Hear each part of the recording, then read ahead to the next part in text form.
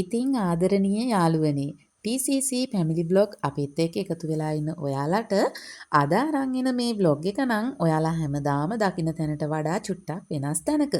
එහෙනම් ඉතින් බලන්නකෝ මේ වීඩියෝ එක ඉවර වෙනකම්ම.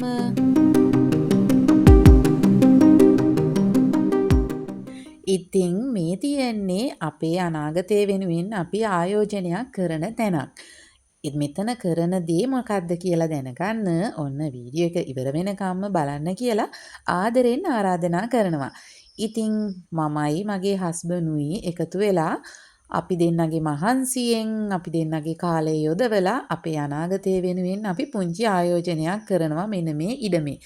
ඉතින් දැන් අද ඇවිත් ඉන්නේ අපි යන්නේ ඉඩමට. ඉතින් මෙතන ආදයන්ට අවුරුදු 30-40කට කලිනුත් මේ වගේම විවිධ දේවල් හිටවලා එහෙම තිබිලා ඊට පස්සේ කාලයක් අතහැරලා තිබ්බ තැනක්. ඉතින් අපි මෙතන පොල් හිටවන එක තමයි කරන්නේ අක්කර 2මාරක විතර ඉඩමක් තියෙනවා. මේකේ මේ වෙනකොට සැරෙන් සැරේට අපි පොල් හිටෙව්වා. ඉතින් ඒවට අලි කරදර එතකොට ඉත්තෑවෝ ඌරෝ මේ හැමෝගෙම කරදර හින්දා ඉතින් ඒවා කාලෙන් කාලෙට අපිට අහිමි වෙනවා. ඉතින් කොහොම හරි අපි ඔය හැම එකකටම විසඳුම් හොයාගෙන මේ වෙනකොට නැවතත් ඔන්න පොල් හිටවලා තියෙනවා.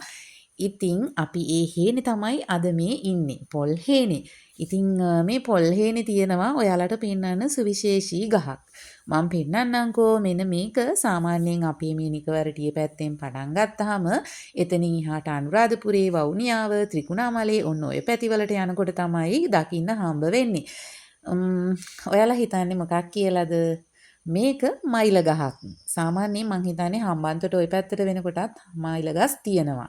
ඉතින් මේ මයිල ගස්වල වටිනාකම වැඩි කියලා තමයි කියන්නේ. මොකද මෙව්වා සාමාන්‍යයෙන් ওই මුත්‍රා දැවිල්ලට එහෙම පාවිච්චියට ගන්නවා කියලා කියනවා. ඉතින් අපේ ගම්වලත් ඉස්සර අපේ පැතිවල තිබුණෙත් නැහැ. ඉතින් හින්දා අපි අර දැකලා කරලා තිබ්බට මේ විදිහට මෙන්න මේ හස්බන්ඩ්ලාගේ දැන් අපි ඉන්න මේ ගමේ මේවා දකින්න තියෙනවා. ඉතින් මේ තියෙන්නේ මේ මයිල ගහක් මේ වගේ ගහේ කටු වගේ තියෙනවා. මේකේ සියඹල කරල වගේ කරලක් හැදෙනවා. ඒ වගේම තමයි මේ මයිල කොළය මේ අර ශුෂ්ක පරිසරයට ඒ කියන්නේ වතුර අඩු පරිසරයට ඔරොත්තු දෙන විදියට හරි හයියට තමයි හැදිලා තියෙන්නේ. ඉතින් මේකේ දලු කාපුහාම මුත්‍රා දැවිල්ල එහෙම තියෙනකොට අඩු වෙනවා කියලා තමයි කියන්නේ. ඒ වගේම මේ මයිල කරලත් හරි පැණි රසක් එන ඒවත් තියෙනවා. ඉතින් ඒ අතර බලන්නකෝ අහසේ අර චූටි ප්ලේන් එකක් පේනව නේද? ඉතින් මන් ටක් ගාලා ඒකත් ඔයාලට මෙන්න මේ විදිහට දැන් පෙන්නනවා. ඉතින් දැන් මම මයිල කරල් ගැන කිව්වනේ මේ කාලේ වෙනකොට නම් කරල් හැදිලා වේලිලා තියෙන්නේ. ඉතින් මෙන්න මේ විදිහට තමයි මයිල කරලක් තියෙන්නේ. මේවා ඇතුලේ කඩපුවාම සියඹල ඇටේ වගේ ඊට වඩා චූටි ඇටයක් තියෙන්නේ. ඉතින් මේ වගේ කරල් ගොඩ හැදෙන්න ගියපුවාම ගහක ඉතින් මේක මේ වේලෙන්නත් කලින් අමුයිනුත් නෙමෙයි සාමාන්‍ය විදිහට පැහුනහම කාපුවාම කහටත් එක්ක අමුතුම රසක් එන්නේ. ඉතින් ඒ වගේ පැණි රස එන හේකුත් තියෙනවා. ඒවට පැණි මයිල කියලා තමයි කියන්නේ. ඉතින් කොහොම හරි මේවා ගොඩක් වෙලාවට ඔය මුත්‍රා දැවිල්ලට තමයි පාවිච්චි කරන්නේ. ඊට අමතර ආයුර්වේද වෙදකෙමේ නම් ගොඩක් දේවල් වලට පාවිච්චි කරනවා ඇති. ඒ ගැන නම් මම වැඩි හෙව්වේ නැහැ. ඉතින් අපේ පැංචවත් අපි එක්කගෙනනේ ගියාද දැන් හේනට යනකොට අපි දවල් ආවේ මෙතනට එකහමාරට විතර. ඉතින් ඇවිල්ලා යා අපිත් එක්ක හිට මෙහෙට දුවම හිටියා. ඊට පස්සේ ඉතින් අපි යාට චුට්ටක් ෆෝන් එකත් වීඩියෝ එකක් දාලා දුන්නා මම බලන්න පවුනේ ඉතින් කොච්චර වුණත්. හරි. ඉතින් ඔන්න දැන් අපේ අද පොල්වල ඉතුරු ටික හිටවන්නේ. ඉතුරු ටික කියන්නේ අදත් අපි පොඩි ප්‍රමාණයක් හිටවන්නේ. එතකොට මේ වෙනකොට ඔන්න අපි පොල් පැල 80ක් හිටවලා ඉවරයි. අද අපි පොල් පැල 20ක් හිටවනවා. ඉතින් අපි මේ හරියේ වැඩියේ මේ තෙතමනිය ටිකක් හැමතිස්සෙම රැඳෙන තැනක්. කියන්නේ වාත්තේ උඩ හිඳලා මේ පල්ලහැ. ඉතින් ඔන්න ඒ හින්දා අපි පොඩි වලවල් තමයි කැපුවේ. ඉතින් අපේ පුතා තමයි ඒ වලවල් වලට පොල් පැලේ තියන්නේ මේ විදිහට. එයා හරි ආසයි අපිත් එක්ක මේ වැඩ කරන්න. ඉතින් ඒ නිසා අපි ආවත් මේවට හවුල් කරගෙන තමයි මේ වැඩේ කරන්නේ. ඉතින් හස්බන්ඩ් වලවල් ටික කැපුවට පස්සේ මම පොල් පැල ටික වලවල් ළඟින් පේදියට ගිහින් තිබ්බා. ඊට අමතරව කලින් හිටපුවට මම පෝර වගේක් එහෙමත් දැම්මා. ඉතින් ඒ හැම එකම මම වීඩියෝ කරගත්තේ නැහැ. ඉතින් මේ ටික තමයි ඔයාලට මම පෙන්වන්නේ. ඉතින් ඔන්න දැන් මේ හස්බන්ඩ් හිටවපු පොල් පැලව වටේට මේ විදිහට පස් දාලා තද කරනවා. ඉතින් අපි වෙනදට නම් පොල් හිටවනකොට ඒවට යටට වල ඇතුළට පොල් එළියෙම දාලා දහය දාලා ගිනි තියලා තමයි කරන්නේ. ඉතින් මේ හරිය සීතලේ තියෙන හින්දා අපි මේ විදිහට දාන්නේ නැහැ. මං ඔයාලට කලින් කිව්වනේ අපේ පොල් පැල ඉත්තෑවෝ ඌරෝ එහෙම කෑවා කියලා. ඉතින් ඊට පස්සේ අපි ඒකට එක එක දේවල් අනුගමනය කරා. ඒ හැම එකකටම වඩා මෙන්න මේ ක්‍රමය සාර්ථක වුණා. ඒ කියන්නේ පොල් පැලේ වටේට පොල් ගෙඩි ආවරණය වෙන විදිහට මෙන්න මේ වගේ තහඩු රවුමක් හදලා කම්බියකින් බැඳලා තියෙනවා පොල් ගහ සෑහෙන කාලයක් ලොකු වෙනකන්. ඉතින් මේ තියෙන්නේ දැන් මාස 6කට විතර වගේ කලින් හිටවපු පොල් පැල. ඉතින් ඒවා දැන් හොඳටම තියෙනවා. අපි මෙව්වට පෝර දාලා එතකොට වත්ත සුද්ධ කරපුවාගේ තිබ්බ රොඩු ටික ඒවත් වටේට මේ විදිහට දාලා තියෙනවා.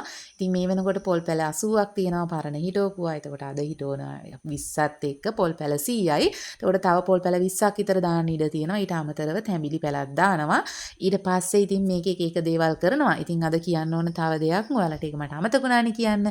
ඉතින් මේ වත්ත හැවා. මොකද මේ කන්නේදී ගොඩක් අය මේවත් එක්ක අමතර භෝගයක් දානවා. ඉතින් අපි තල වපුරන්න හිතාගෙන තමයි මේ පළවෙනි හීය හාන්නේ. ඉතින් අද මේක හාලා සුමානයක් විතර ගියාට පස්සේ මේ තනකොළ මැරුණාට පස්සේ තල ටික ඉහලා ආයසරයක් හානවා. ඒක කරන්න තමයි දැන් මෙන්න මේ විදිහට අපේ මේ ඉඩම සම්පූර්ණව මේ හාගත්තේ. අද ඉතින් ඒකත් කෙරුණු නිසා තමයි අපි මේ පොල් පැල ටිකත් අරගෙන අපේ මේ පොල් හේනට ආවේ පොල් පැල ටික හිටවන්න. ඉතින් බලන්නකෝ දැන් වත්ත ලස්සනට හාලා තියෙනවා. ඒ හාන්න ආපු මල්ලි ට්‍රැක්ටරේ අරගෙන. ඉතින් ඈතින් තව ඔයාලට පේනවා ඇති පොල් ගස් මේ කලින් කට්ටිය හිටවපුවා. ඉතින් ওই විදිහට දැන් මේ පොල් වටේම මේ හිටවගෙන යන්නේ. ඒ කියන්නේ මීට අවුරුදු 50කට 40කට ඉස්සරත් මේ වගේ ওই වගේ දේවල් හිටවලා තියෙනවා. ඉතින් පස්සේ ඒවා සත්තු කාලා යම වෙලා විනාශ ගියාට පස්සේ කට්ටිය අතෑරලා දාලා තිබුණා. ඉතින් දැන් ආයෙත් ඔන්න ගොවිතැන් කරන්න පටන් ගත්තා. ඉතින් මමයි හස්බන්ඩ්ුත් කල්පනා කරා අපි වයසට යනකොට අපිට හෝ දරුවන්ට ප්‍රයෝජනයකට ගන්න අපි ආයෝජනයක් කරලා තියෙන්න බෑ. ඉතින් ඒ නිසා අපි දෙන්නත් කතා කරලා මේකේ මේ විදිහට පොල් හිටවන්න ගත්තා. මං හිතන්නේ ඉතින් ඒක ලොකු වටිනාකමක් තියෙන හොඳ ආයෝජනයක් වෙයි. ඉතින් ඔය අතරේ ඔන්න පුතාට ට්‍රැක්ටරේ තියෙන දිහාට යන්න ඕන කිව්වා. ඉතින් හස්බන්ඩ් යාවත් වඩාගෙන ගිය අතරේ තව පොල් පැල දෙක තුනක් ඉතුරු වෙලා තිබ්බා. ඒක මම මෙන්න මේ විදිහට දැන් හිටවනවා. ඉතින් අපි දෙන්නගෙම මහන්සියෙන් කැපවීමෙන් තමයි මේ හැම දෙයක්ම ගොඩනගා ගන්නෙ. මොකද පවුලක වගකීම තනිකර හස්බන්ඩ්ටවත් බිරිඳටවත් කියන වයිෆ්ටවත් දීලා තියන්න හොඳ නැහැ. අපි හැමෝම එකතු වෙලා තමයි අපේ දේවල් අපි ගොඩනගා ගන්න ඕන. ඉතින් එහෙම වුණාම අනාගතයේදී අපිට කියන්න අතීතය ගැන හරි ලස්සන කතාවක් ඉතුරු වෙනවා. ඉතින් මම හරිම කැමතියි ඒ වගේ අර සුන්දර දේවල්, සුන්දර මතක ඒවා කොච්චර අමාරුවෙන්ද අපි දේවල් ළඟා කරගත්තේ. එහෙම කියලා හරි ආඩම්බරෙන් කියන්න පුළුවන් අතීතයක් මතක අපේ ජීවිතවලට එකතු වෙනවට. ඉතින් මොකද හැමදේම ලේසියෙන් හම්බ වුණොත් අපිට කිසිම දෙයක වටිනාකමක් දැනෙන්නේ නැහැ කියන තැන තමයි මම ඉන්නේ. ඉතින් මට මේ කොයි දෙයකටත් හුරු වෙන්න අපිට ඒ හුරුව හම්බ වුණේ අපි පුංචි කාලේ ඉඳලම අපේ අම්මලා අප්පච්චිලා අපිට කිව්වේ කොච්චර ඉගෙන ගත්තත් පුතේ කවදාක්වත් ගොවිතැන කියන්නේ නහස්ති වෙන දෙයක්වත් අහක යන දෙයක්වත් නෙමෙයි. ඒ හින්දා ඒ දේවල් අනිවාර්යෙන්ම ඔයාලා හුරු වෙන්න ඕනේ කියන එක අපිට පුංචි කාලේ ඉඳලා පුරුදු කරා. ඉතින් ඒ හින්දා අපි කොහොම ඉගෙන ගත්තත් කොහේ රස්සාව කරත් උදැල්ල කැත්ත අපේ අතට හුරුයි. මේ මහ පොළව අපිට හුරුයි. ඉතින් ඒ හින්දා හරිම ආසාවෙන් තමයි අපි මේ දේවල් කරන්නේ. ඉතින් මේ වීඩියෝ එක බලන ඔයාලටත් මම හිතනවා ඒක මොටිවේෂන් එකක් වෙයි. ඔයා මොන තරාතිරමක කෙනෙක් වුණත් පුංචිකට හෝ ගොවිතැනක් කරලා මහ පොළවත් එක්ක පොර බදලා ජීවත් වෙන්න උත්සාහ කරන්න. ඒක ඔයාට හිතට ලොකු සතුටක් දැනේ. ඉතින් දැන් මේ වෙනකොට හවස 5ට විතර ඇති. එක පාටම ඉරමාමා නැතුව ගියා. බලන්නකෝ ඔයාට වෙලා තියෙන්නේ මොකද කියලා. වලාකුළු කැටියක් ඇවිල්ලා එයාව වහගත්තා. ඉතින් මම ඉරමාමා කිව්වේ අපේ පුතා යාට දැන් කියන්නෙම ඉරමාමා කියලා. ඉතින් මමත් ඒ විදිහටම දැන් පුරුදු වෙලා තියෙන්නේ. ඉතින් හරිම ලස්සනයි මේ වෙලාවේ අහස. ඉතින් මම අර පොල් පැල හිටවන එක පැත්තකින් තියලා පොල් පැල දෙක තුන එකයි හිටෙව්වේ. ඒ කරලා මෙන්න මේක ඉක්මනට වීඩියෝ කරගත්තා. මේ ඇත්තටම හරිම ලස්සනයි මේ දර්ශනය. ඉතින් ඒ අතර ඔන්න හස්බන්ඩ් ඇවිල්ලා ඉතුරු ටික හිටවන්න ගත්තා. මොකද මම මේවා වීඩියෝ කරන හින්දා. හරි. ඉතින් ඔන්න ඔයාලටත් බලන්න තමයි මම මේක මේ විදිහට වීඩියෝ කරේ. ඇත්තටම මේ පුළුන් ගොඩක් වගේ වලාකුළු ටික. ඉතින් පුතත් මේක හරිම ආසාවෙන් බැලුවා.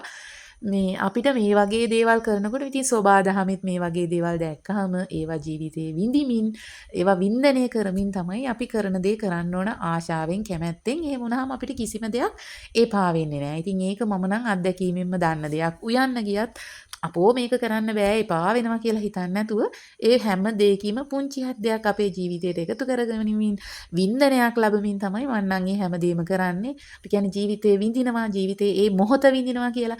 අන්න එහෙම ඉන්නකොට අපිට ඉතින් හරි ලේසි ජීවත් වෙන්න. මං හිතනවා ඔයාලට ඒක තේරෙන්න ඇති කියලා. දැන් නම් ඉතින් ඔන්න අපේ වැඩ ටික ඉවරයි. අපි දැන් ගෙනාපු අඩුම කුඩුම ටිකත් අස් කරගෙන ගෙදර යන්න තමයි හදන්නේ. මොකද ඉතින් මෙතන ඉඳලා කිලෝමීටර් 2ක් විතර තියෙනවා අපි ඉන්න ගෙදරට. ඉතින් හස්බන්ඩ්ගේ බයික් එකේනේ ආවේ. දැන් ඉතින් මේ ටික ඔක්කොම අස් කරගෙන යන්න ඕන උදේ කියන්නේ අපි දවල් 1:00 2කට ආවේ. එනකොට බත් අරගෙන, තී අරගෙන, වතුර අරගෙන, එතකොට ඒවට ඕන කරන උපකරණ හැම එකක්ම අරගෙන ආවේ. මොකද ඇවිල්ලා අහල පහලයි කාගෙන්වත් කරදර කරන්න ඉල්ලන්න බෑනේ. ඉතින් දැන් ඒ ගෙනාපුවා මේ විදිහට දැන් අස් කර ගන්නවා. ඉතින් මේවා ටිකත් අස් කරලා අරගෙන අපි ගෙදර යනවා. ඉතින් බලන්නකෝ අපි ගෙදර යනකොටත් කොහෙන්ද අපි යන්නේ කියලා. ඉතින් මොකද ඒ එන්න තියෙන පාරත් හරි සුන්දර පාරක්. ඉතින් ඒවා මේ ජීවිතේට හරි සුන්දර මතක. ඉතින් මම හිතනවා මේ අත්දැකීම් Tamanට ජීවිතයේ සැබෑ විදිහට විඳපු නැති අය ගොඩක් මේ වීඩියෝ බලනවා ඇති. ඉතින් ඒ අයට මම මේව බලන්න එහෙම බලලා හරි අත්දැකීම් එකතු කරගන්න තමයි මේ දේවල් අරගෙන ඉන්නේ.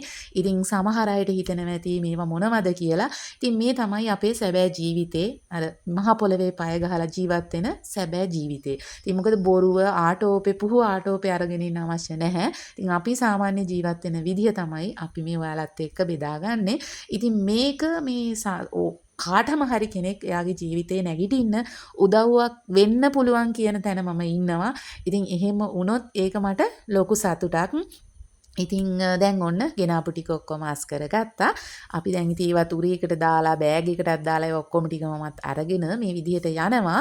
ඉන් බබා නම් යන්නේ හස්බන්ඩ් එක්ක. මොකද හස්බන්ඩ් ගෙදර ඉන්නවා නම් ඉතින් එයාට එයාගේ තාත්තා තරම් කෙනෙක් නැහැනේ. ඉතින් බලන්නකෝ එයා දැන් කොහොමද මේ තාත්තත් එක්ක යන්නේ කියලා. ඉතින් අපි එන පාර මං කිව්වේ හරි සුන්දරයි කියලා. ඕම් බලන්න ඒ පාරේ සුන්දරත්වය. ඉතින් හැම තැනම තියෙන කැලේ, වෙල්, වතුර, මඩ වලවල් ඌව තමයි තියෙන්නේ. මොකද හරියට තාම මේකට පාරක් නැහැ. වෙල් යායේ තමයි සම්බන්ධ වෙන්නේ. පාරක් තියෙනවා. ඉස්සර තිබ්බ පාරක් දැන් අර පාවිච්චියට ගන්න නැතිඳ කැලේ වෙහිලා තියෙනවා. ඉතින් මේ හැම එකම දැන් අපිට සුද්ධ කරන්න වෙලා තියෙන මුලක ඉඳලා. ඉතින් කොහොම හරි කමක් නැහැ. අපි ටික ඉස්සරහට යනවා. අපිට හැමදේම එකපාර කරන්න බෑනේ. අපිට කරන්න දේවල් ගොඩක් තියෙනවනේ ජීවිතේ. එතකොට අපි හැම එකක්ම බෙදාගෙන ක්‍රමානුකූලව තමයි කරගෙන යන්නේ. ඉතින් ඔන්න බලන්නකෝ අපේ පැංචා යන්නේ තාත්තගේ කරේ. එයා හරිම ආසයි මෙන්න මේ වැඩේට. ඉතින් මඩවලවල් වලින් පැනගෙන නියරවල් උඩින් වෙල් මැද්දෙන් අපි දැන් මේ යනවා හස්බන්ඩ්ලාගේ මහගෙදර. මේ වෙල් යායෙන් එහා පැත්තේ තමයි හස්බන්ඩ්ලාගේ මහගෙදර තියෙන්නේ. ඉතින් එහෙ තමයි බයික් එක තියෙන්නේ. ඒකත් අරගෙන අපි යනවා. ඉතින් ඉස්සරහටත් අපි ලස්සන වීඩියෝස් අරන් එනවා මෙතන. මොකද මෙතන අපි ලොකු ප්ලෑන් එකක් තියෙනවා කරන්න ගොඩාක් දේවල්. ඒ හැම දෙයක්ම ඔයාලත් එක්ක අපි පුළුවන් විදිහට ෂෙයා කරගන්නවා. ඉතින් ඒක ඔයාලට මොටිවේෂන් එකක් වෙයි. ඔයාලට උදව්වක් වෙයි. ඔයාලගේ ජීවිතේත් ගොඩනගා ගන්න. එහෙනම් ඉතින් ඒ ආදරණීය පොරොන්දුවත් එක්ක අපි ආයෙත් මේ වගේ ලස්සන මෙතන වීඩියෝස් අරගෙන එනවා කියන පොරොන්දුවත් එක්ක අදට ගිහින් එන්නම්. හැමෝටම සුබ දවසක්. හැමෝම සතුටින් පරිස්සමෙන් ඉන්න. තවත් ලස්සන වීඩියෝ එකකින් ඉක්මනට හමු වෙනවා.